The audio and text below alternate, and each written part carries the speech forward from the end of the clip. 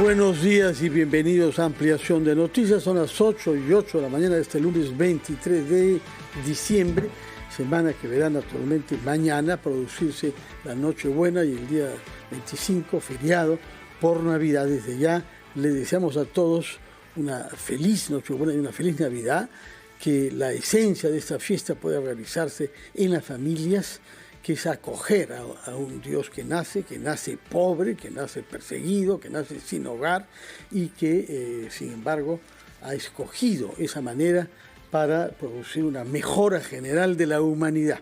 Que uno sea creyente o no, todos estamos inmersos en la celebración de esta fiesta y es mejor darle un contenido que exceda las puras formalidades externas comerciales. Estamos en compañía de Carlos Villarreal. Muy buenos días, Carlos. Hola, Fernando, ¿cómo estás? Buenos días. De menos todavía hoy a Mávila Huertas. Sí. Está con nosotros también nuestra compañera Valeria Fuerte, que es la editora de Economía, que ha tenido la amabilidad de unirse a nosotros, puesto que nuestro primer invitado es el ministro de Economía y Finanzas, el señor José Arista, que viene de pasar unas semanas difíciles, primero por el tema de Petroperú y luego sobre todo por el presupuesto que ha sido aprobado, promulgado unos días después y publicado unos días después, y eso ha dado lugar naturalmente a muchas polémicas. Señor ministro, muy buenos días, gracias por estar en RPP. Buenos días, ministro. Muchísimas gracias a usted por la oportunidad que me da, y yo me uno a sus palabras, Fernando, de desearle a todo el Perú una feliz Navidad, un próspero año nuevo y que la paz y la comprensión reine en todos los hogares del Perú. Nuevamente, muchísimas gracias por la invitación y un saludo a Valeria, un saludo ministro. A Carlos. ¿Cómo está, ministro? No, al revés, gracias a usted por estar acá. Habrá leído los comentarios y las críticas que se han presentado frente al presupuesto aprobado finalmente en el Congreso y publicado por el Ejecutivo, del que usted forma parte. Se prevé ahora que el crecimiento económico a fin de año pueda ser de 3.2%, es decir, un poco más de lo que se había venido diciendo hasta ahora, con una inflación baja, con un gasto público en aumento, y todo esto en un contexto internacional con precios que nos favorecen. Sin embargo, el gran talón de Aquiles ha sido el déficit. El déficit viola la regla fiscal por segundo año consecutivo y contrasta con la política de equilibrio fiscal y de respeto a la regla que se había mantenido durante los últimos 30 años. ¿Por qué esta opción? ¿Por qué correr el riesgo de las consecuencias negativas que pueda tener en la calificación financiera de nuestro país, pero también el impacto interno de mantener un déficit muy por encima de la regla? A ver, para comenzar, cuando terminó el año 2023, nosotros teníamos una recesión que nos afectó en el PBI de menos 0.6. O sea, en vez de crecer la economía, se contrajo la economía en el año 2023. En este escenario encontramos tres grandes conceptos. Uno, recesión. Dos, expectativas empresariales muy bajas. De hecho, en los indicadores, en las encuestas que realiza el Banco Central, de los 12 indicadores, solamente 5 o 6 estaban en el rango optimista. Y el tercero es una tasa de interés real alta. La más alta, diría yo, después de 20 años. Está por encima de 2.5%, ¿no? En ese escenario, ¿cómo reactivas la economía? Nuestra apuesta fue, hay que reactivar mediante programa fiscal expansivo, pero no en gasto corriente, sino en inversiones. Entonces, cuando uno revisa los gastos, tanto las inversiones del gobierno regional, gobiernos locales y gobierno central, en el primer trimestre hemos crecido cerca del 40-45%. Y ese ritmo lo han mantenido los gobiernos regionales. Es por eso que hoy no nos causa sorpresa. A fin de año vemos que el nivel de inversión de Perú, de inversión pública me refiero, supera los 51.000 millones de soles. Nunca antes hemos tenido ese nivel de inversión. Nuestro nivel de inversión más alto me parece que fue el año pasado con 39.000 millones, pero 51.000 millones es una cifra espectacular. A eso súmele usted las obras por impuestos, con más de cerca de 3.000 millones de soles, ¿no? Entonces, y el resultado final es eso. Incremento en el PBI de 3.2%, niveles de empleo que superan el 4%, tenemos una balanza superavitaria de balanza comercial, me refiero, que supera los 18.000 millones a octubre. Niveles de reserva por encima de los 84.000 millones, una inflación bastante controlada con 2.1, 2.2%. Eso yo creo que son los resultados. Ahora, respecto a su comentario, un déficit fiscal siempre es un déficit fiscal. No importa si está dentro, por encima o por debajo de la regla, es deuda. Lo que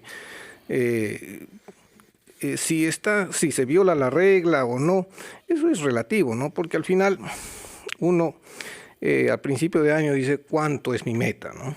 De hecho, si uno mira también las reglas de inflación en el Perú, de los últimos 18 años, solamente en 7 veces se ha cumplido la regla.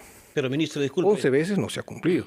Entonces, yo creo que esto es relativo. Ahora, lo que sí quiero poner claro, no es que estoy a favor de los déficits, Perú tiene que tratar de controlar su déficit fiscal a largo plazo, ¿no?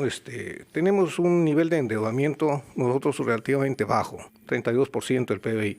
Es el más bajo de toda la región. Es una fortaleza que tiene el Perú. Es como un seguro que tú compras para Ministro, el futuro, disculpe, ¿no? pero esta situación del déficit fiscal no podría generar, por ejemplo, a futuro baja calificación del país, el incremento de las tasas de interés. ¿No podríamos tener como país acceso a financiamientos, préstamos? ¿No podría traer consecuencias a corto o mediano plazo? A ver, en los últimos 4 meses, 2 calificadoras, Moody's y Fitch, ¿qué es lo que han hecho con la calificación de Perú? ¿Lo han bajado? No lo han bajado. Al contrario, de una tendencia negativa que teníamos, lo han puesto en una perspectiva estable.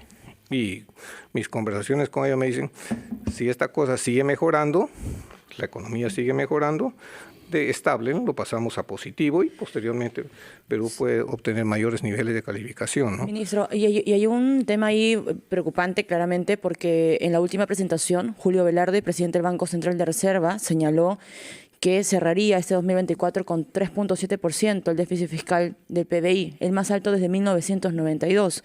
Y textualmente, y cito a Julio Velarde, él dijo que nosotros no estamos acostumbrados a esos niveles, que es demasiado alto, pero sobre todo no es sostenible. ¿Qué le respondemos al presidente del Banco Central de Reserva, pero en general, digamos, al público que nos está escuchando para generar un poco de tranquilidad? Porque lo cierto es que este año no se va a cumplir, probablemente el otro año, quién sabe, es un año preelectoral, ministro. Yo le ruego, ministro, que prepare su respuesta, es una pregunta de fondo, porque necesitamos ir a una pausa que nos permite escuchar a los anunciantes de RPP y podrá contestar usted a lo que ha preguntado Valeria, que es nuestra editora, repito, en Economía. Hacemos una pausa y retomamos Ampliación de Noticias. Continuamos en Ampliación de Noticias aquí en RPP, confianza y credibilidad por todos los medios. Fernando Carballo, Carlos Villarreal y Valeria Fuertes estamos esta mañana con ustedes conversando con el ministro de Economía, José Arista, haciendo un balance del manejo económico justamente en este 2024 que ya está culminando. Valeria, la pregunta que le habías dejado al ministro. Muy bien. El tema del déficit ya lo comentó Fernando, tú también, Carlos, pero lo cierto es que la semana pasada, el viernes, en el reporte de inflación que presenta de manera periódica el Banco Central de Reserva, liderado por Julio Velarde, el presidente Julio Velarde señalaba que el déficit fiscal, de acuerdo a la proyección, es de 3.7% del PBI, el nivel más alto que no se veía desde 1992, sacando el tema de la pandemia. Lo que dijo, ministro, el presidente Julio Velarde textualmente es que no estamos acostumbrados, digamos, a esos niveles, que es demasiado alto, pero además que no es sostenible. ¿Qué le respondemos al BCR en general, indistintamente del nombre? Porque es una preocupación justificada lo que está ocurriendo y en línea de lo que mencionaba también Fernando, que esta crítica también la hizo el Consejo Fiscal en su momento. Bueno, el Consejo Fiscal, en vez de hacer críticas públicas, debería enviarnos los informes y plantear salidas, porque en este caso no basta con decir los problemas, ¿no? Sabemos el problema. Pero en el caso de Julio, del presidente del Banco Central, yo diría que está en lo correcto, pero él está asumiendo algo, que este déficit va a ser permanente. Y este es un déficit transitorio.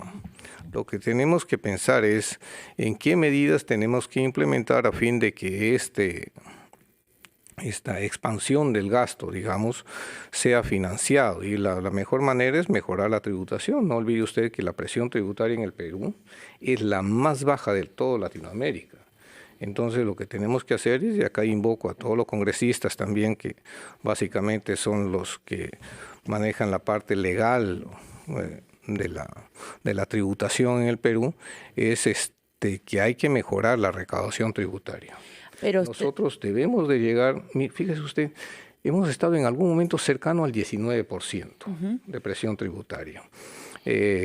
Claro, esto no lo dice Julio porque no es su área, ¿no? Su área es la parte financiera del país, el manejo de la inflación, el manejo del desarrollo del mercado financieros, pero hemos tenido en algún momento nosotros 19%, y de ahí hemos retrocedido y hoy tenemos cerca de 15, 16%. Fíjese, son 3 puntos porcentuales que hemos perdido y hay que recuperar ese espacio. Recuperando ese espacio, yo creo que recuperamos también la estabilidad fiscal del país. ¿Sí consigue que no es sostenible?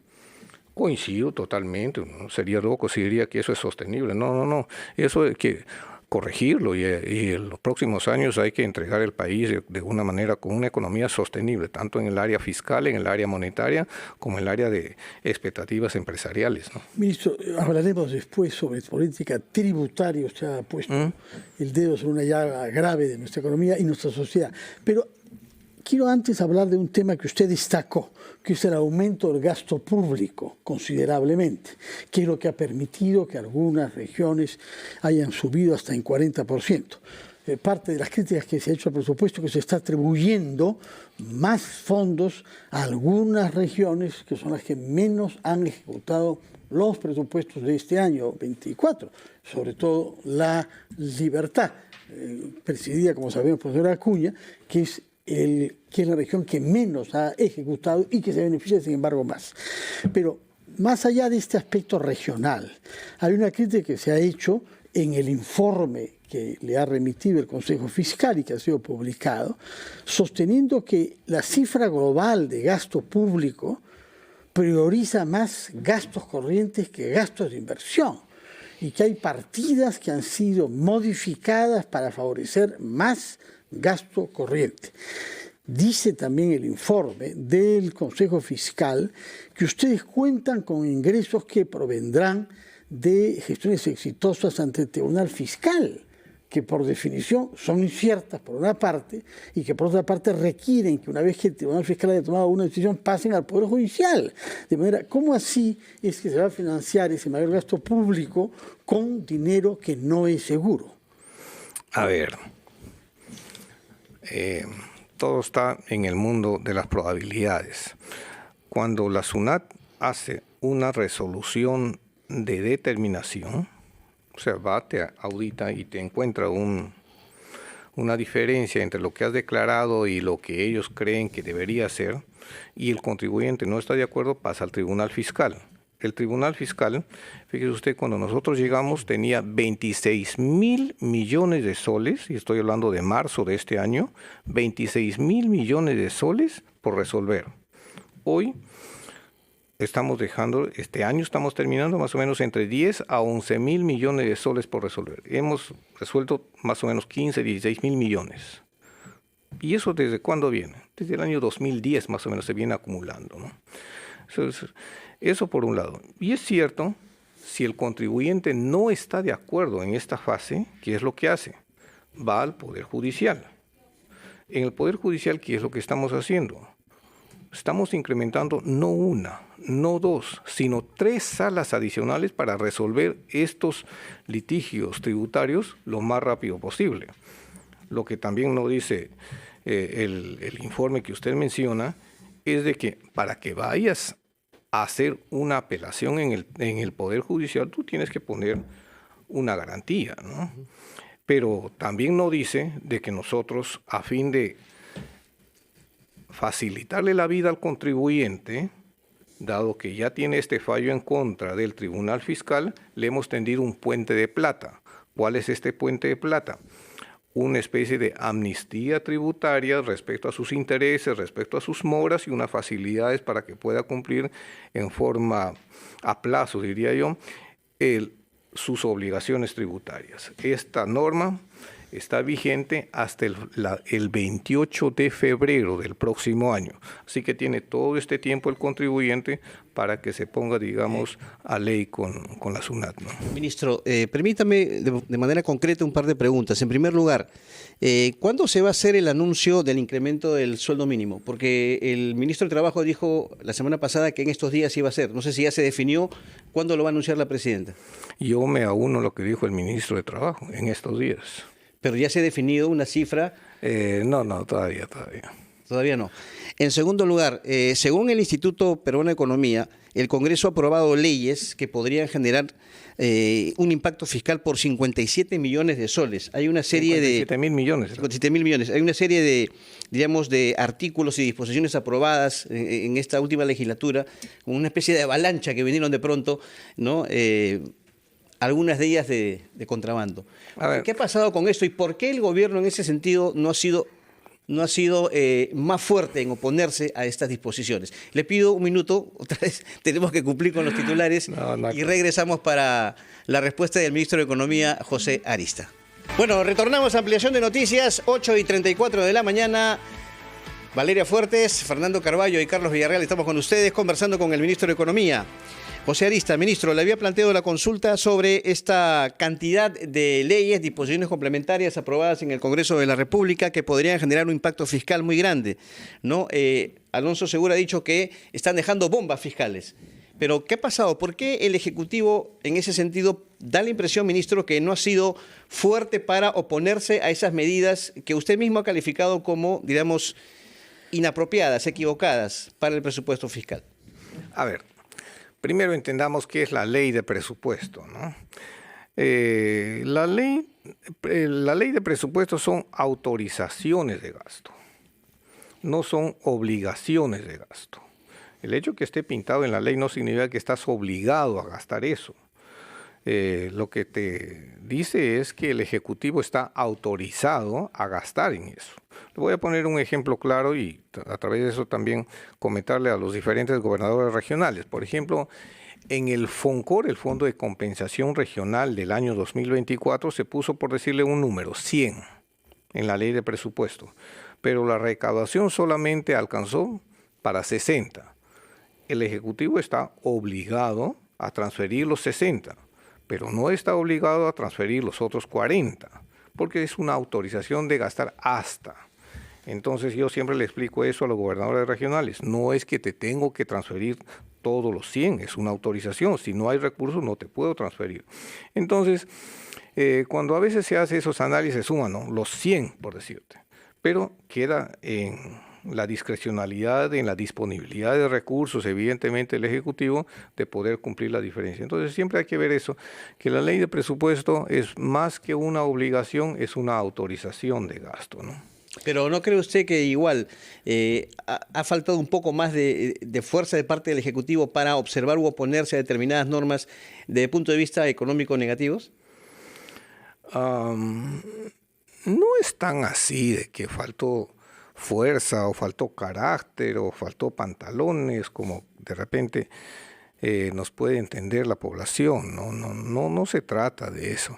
Lo que se trata es muchas veces de obligaciones impostergables que hay que cumplir, ¿no? Por ejemplo, mencionó usted en el caso de La Libertad, me parece, sí, en su comentario. No se olvide que en La Libertad estamos construyendo el enorme proyecto agrícola del Río Santa, que va a generar pues que está trabado empleo, todavía, ¿no? sin embargo, ¿no? Está trabado, pero pensamos destrabarlo y esto va a generar recursos para el próximo año. No olvidemos también, más arriba tenemos Piura, el Alto Piura, tienes ahí claro, 300, 400 millones que se está transfiriendo en este caso al Ejecutivo porque pensamos que es un proyecto demasiado complicado como para que pueda desarrollar un gobierno regional, que más bien debe focalizarse en otras tareas menores.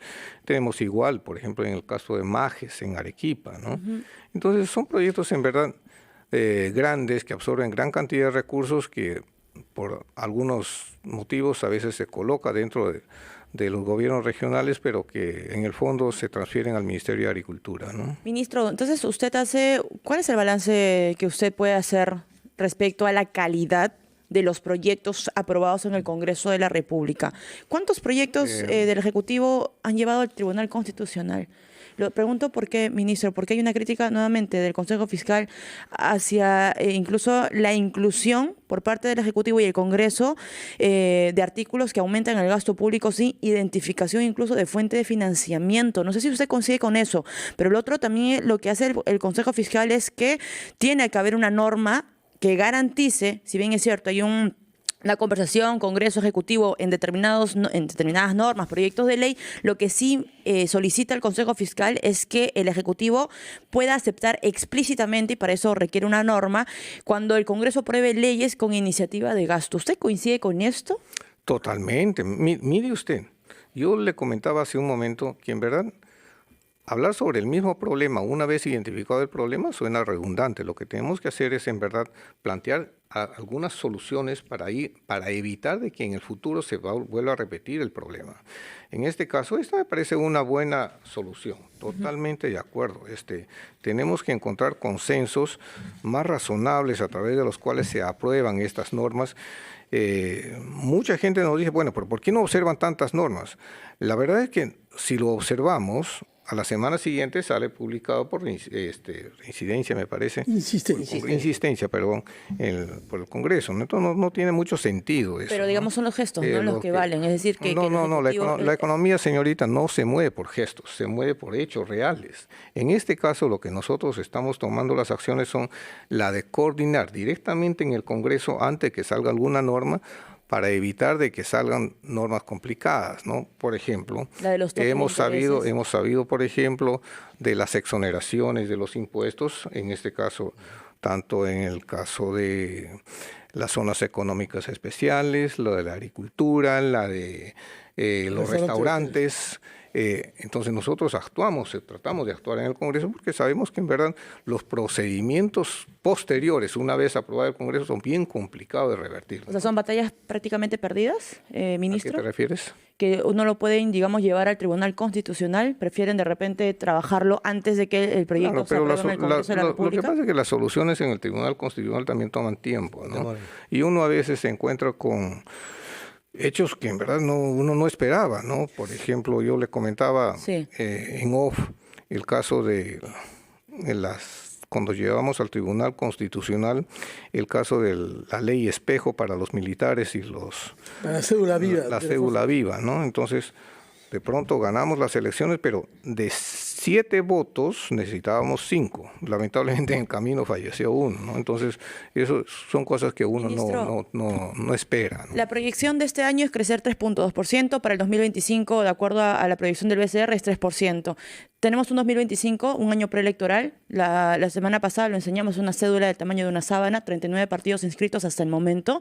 Tenemos el tema de la minería ilegal, que probablemente va a ser el tema en agenda los primeros 6 meses del 2025 por la ampliación de Reinfo. Tenemos la inseguridad ciudadana, tenemos los casos de extorsión, tenemos varios problemas y una mochila bastante pesada. ¿Se llegará a esa proyección del 3% para el 2025? ¿Cuál es el análisis que usted puede hacer? A ver, todo lo que usted me menciona como problemas, yo lo veo como grandes oportunidades. A ver, veámoslo así. Nuestra proyección, y en eso coincidimos, me parece, con el Banco Central de Reserva, es que nosotros vamos a crecer un 3%.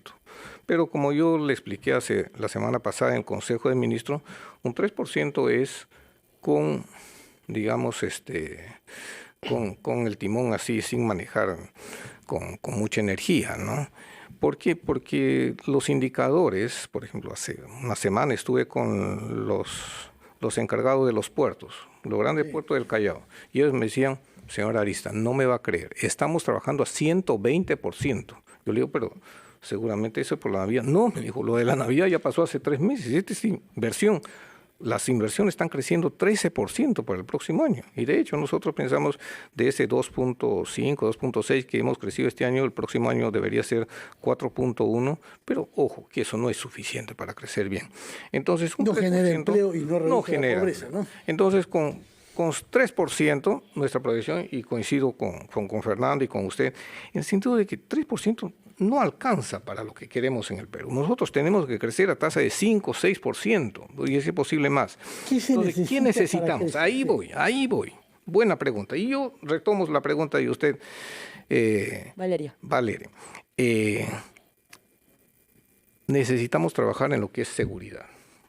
Todos los estudios del BID, Fondo Monetario, Banco Mundial dicen, mínimo tienes 2 puntos porcentuales más de crecimiento.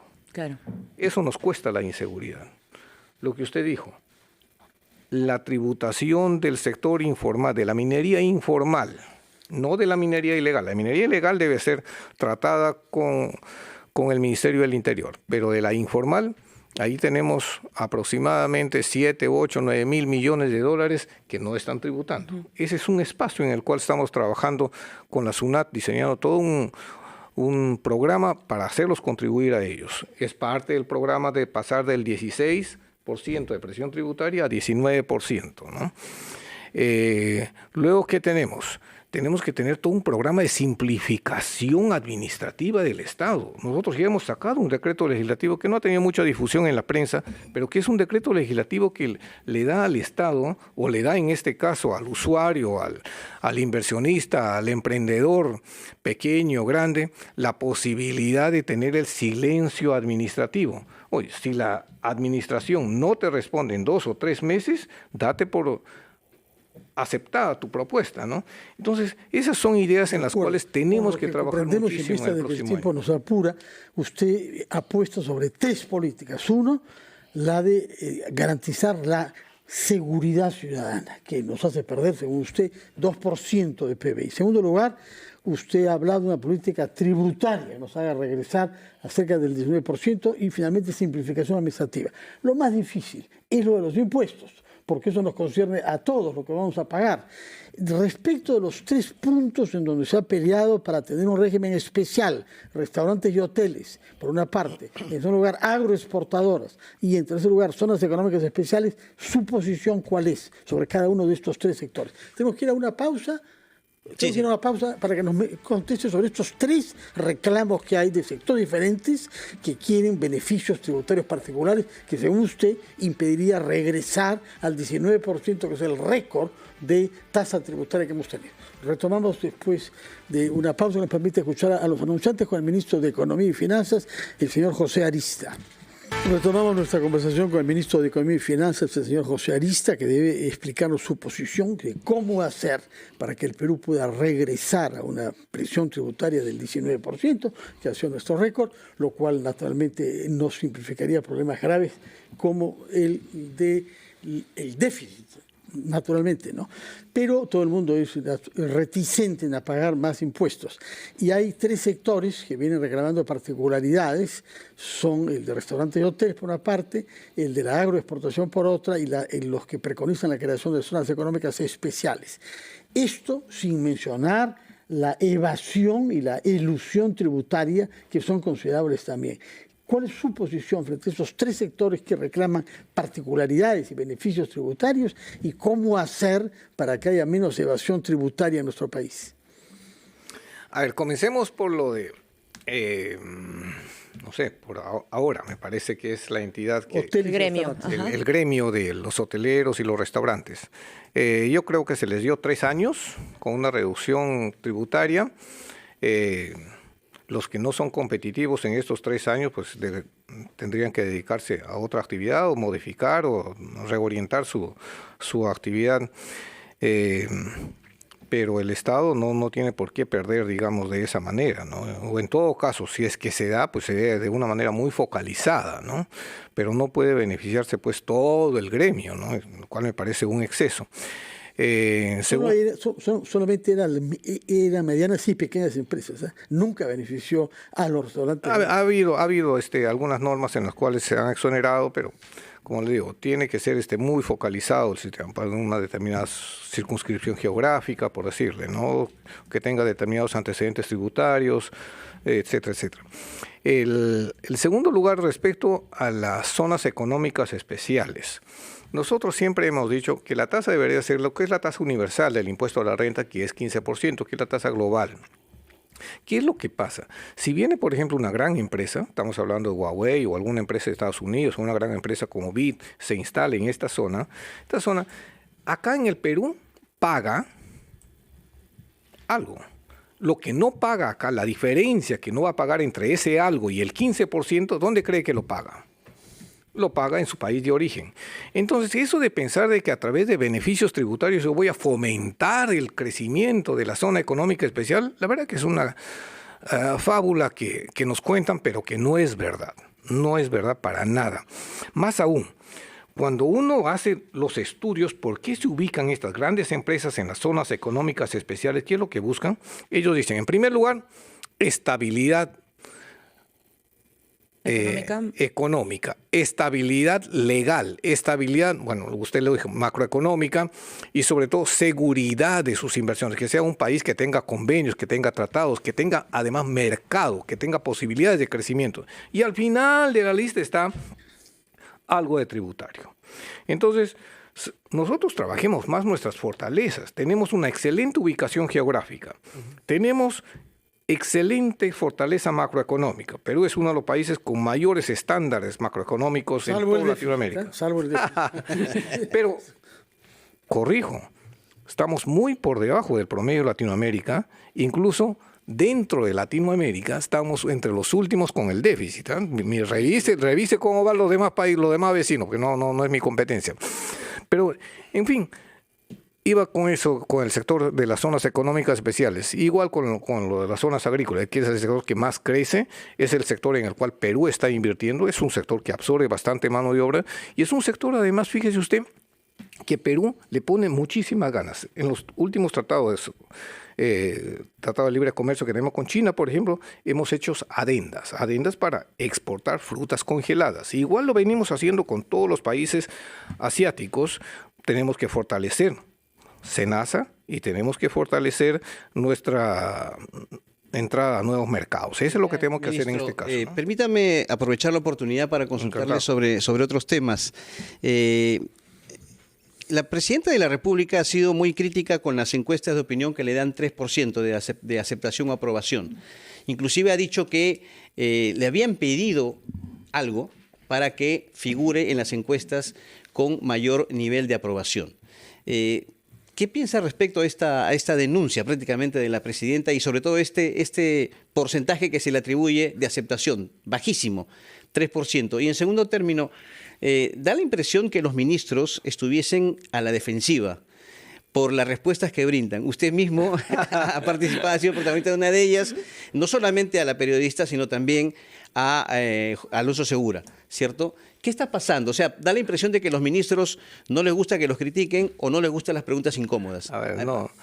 Esas dos preguntas, por favor. A ver, yo voy a responder por lo que corresponde en mi caso, que usted me lo menciona en el caso del Cusco. Lo que pasa es que yo ya di la conferencia, junto con el gobernador del Cusco. Yo caminé como 60 metros a la cochera para subir al carro, para ir al aeropuerto que estaba ya sobre la hora, pero venía a mi lado la periodista, hablando varios comentarios que no son verdad, insistiendo y metiéndome el micrófono. Y al final ya me dijo, y lo último, ¿por qué le siguen dando plata a Petroperú? Que esa plata tendría que invertirse acá en el Cusco, que sea. Entonces, la verdad es que yo coincido con que de repente a veces uno pierde le gana a uno el temperamento, pero en este caso también pues hay cierto nivel de acoso del periodismo. No neguemos eso. No neguemos eso. Que le gana a uno el temperamento. Pero el tema de las encuestas. El tema de las encuestas, bueno, no sé pues hasta qué punto, yo no he auditado a las encuestadoras, hasta qué punto son los porcentajes adecuados, los que mencionan las encuestas, pero... ¿No le parece creíble ese 3%? No me parece creíble. La verdad es que no quiero opinar sobre el resultado, porque sí me parece poco, me parece mucho, pero no he auditado yo los resultados, pero en todo caso lo que le digo es, yo me quiero circunscribir al área económica, que los resultados económicos del país son muy buenos. Y si veo a macroeconómicos, porque el empleo y la pobreza y la informalidad son muy malos. Bueno, la informalidad es muy buena, también estamos sobre el 70%, ¿no? Sí. Pero son problemas de la economía, 70% ¿no? no es aliciente. Sí, pues, ¿no? claro. Y ahí, bueno, sí coincido que los ministros deberían, ¿no?, responder a las consultas de los periodistas. Y ministro, el tema de la informalidad y la lucha constante, digamos, para reducir esa cifra 70-71%, ¿usted no cree que la remuneración mínima vital, al subirse y anunciarse en estos días, va contra eso, contra la política que, digamos, que ustedes quieren implementar? Y la otra consulta es, este anuncio de la remuneración mínima vital, ¿cuánto será? ¿El aumento será 5%, 10%? ¿Se va a dar antes de Año Nuevo? Sí, con seguridad debe verse antes de Año Nuevo, pero lo que quiero decirle es que el sueldo mínimo vital en general debe estar por debajo del equilibrio del mercado. Y ahí las autoridades, lo que estamos viendo en el Consejo de Ministros es, uno, la capacidad financiera que tengan las MIPES, que son los grandes generadores de trabajo. Por supuesto. La capacidad del Estado de no fomentar lo que usted menciona, la informalidad en el Perú. Y esos son y por otro lado, pues las aspiraciones de los trabajadores y también las posibilidades de los empleadores, ¿no? Esas son las 4 variables que yo creo que se está ponderando. Y por ende, ministro, ¿el aumento será mínimo en porcentajes? Le digo, es el resultado de la ponderación de estas 4 variables del Consejo. ¿Ah? ¿Cuánto será? No, 50 soles. yo le podría decir algo, pero 25. no se imaginen, en el Consejo de Ministros somos 18 ministros, entonces yo soy uno de 18, entonces soy ¿cuánto es? ¿2%? ¿5%? Ministro, y para ir cerrando por mi lado, ¿qué va a pasar con los lotes petroleros 6 y 1? Y se lo pregunto por qué, porque Petroperú tiene, encabezado por el señor Narváez, intenciones de no renunciar justamente a estos lotes petroleros, el 1 y el 6. Sin embargo, la Sociedad Nacional de Minería, Petróleo y Energía advierten que tiene que ser, digamos, un concurso abierto, abrir las puertas a la inversión privada. ¿Cuál es la posición suya como ministro de Economía y Finanzas? La de la Sociedad Nacional de Minería. Ya se conversó con el señor Narváez, ya lo hizo personalmente, lo hizo el ministro de Energía y Minas. Conversé con él hace 2-3 días y hemos quedado en que la posición de la Sociedad Nacional de Minería es la que se va a respetar. Se va a abrir las puertas al sector privado. De hecho, nosotros necesitamos inversión. Entonces, a ver, para ponerlo simple, si le doy un lote a una empresa que está con serios problemas de liquidez para inversiones, no tiene sentido. Lo que necesita el país es inversión, atraer inversión, porque queremos más producción. Entonces, la única forma de obtener eso es dándolo al sector privado. Y es eso la posición que estamos manejando. Muy bien, tomamos nota de esta respuesta final, que habrá una licitación pública, no será atribuida de oficio a Petroperú esos 2 lotes petroleros, de los cuales tenemos expectativas de que se haya mayor cantidad de la que hay. Muchísimas gracias por su presencia y tiene un minuto para decir palabras finales. Y nosotros reiteramos nuestro deseo de feliz Navidad para usted y sus colaboradores en el Ministerio de Economía y Finanzas, presentes en todo el Perú. Ojalá que haga un trabajo excelente el próximo año, que se baje el déficit y que se mantengan las buenas cifras que nos ha mencionado. Palabras finales, señor ministro. No, muchísimas gracias. En primer lugar, para agradecerle a ustedes por esta oportunidad que me brindan. En segundo lugar, para desearle a toda la población peruana una feliz Navidad y un próspero y venturoso año nuevo, que todo pasen en familia, pasen tranquilos, pasen con el espíritu navideño y que ese espíritu además navideño de confraternidad, de amistad se mantenga el próximo año. Y finalmente para decirles a todos de que nosotros estamos trabajando muy fuerte para que el próximo año, el año 2025, obtengamos mejores éxitos, mejores logros, mejores números en la parte económica. No nos contenta un 3% que se proyecta ahora, nosotros necesitamos crecer a un 5, 6, 7%, nosotros necesitamos reducir los niveles de pobreza que tiene Perú. Perú tiene enorme potencial. Hace poco leía un informe del Banco Mundial que decía Perú puede crecer 6%. Sí, podemos crecer 6% y posiblemente más, pero tenemos que poner también de nuestra parte, ¿no? Y nosotros en el Ejecutivo estamos poniendo todo lo nuestro para que estos números se hagan realidad. Muchísimas gracias. Adherimos a esos deseos de crecimiento del doble de lo que tenemos ahora para reducir la pobreza y reducir el desempleo que hay en nuestro país. Muchísimas gracias, señor ministro. Que tenga usted feliz Navidad. Vamos a ir a una pausa con los titulares de la hora y despedimos al ministro José Arista, que ha tenido la amabilidad de pasar una hora con nosotros para hacer un balance del año que se cierra y alguna anticipación. Gracias también a la presencia de Valeria Fuerte, nuestra editora de Economía, que se ha unido al equipo que constituimos con Carlos Villarreal. Vamos a la pausa entonces.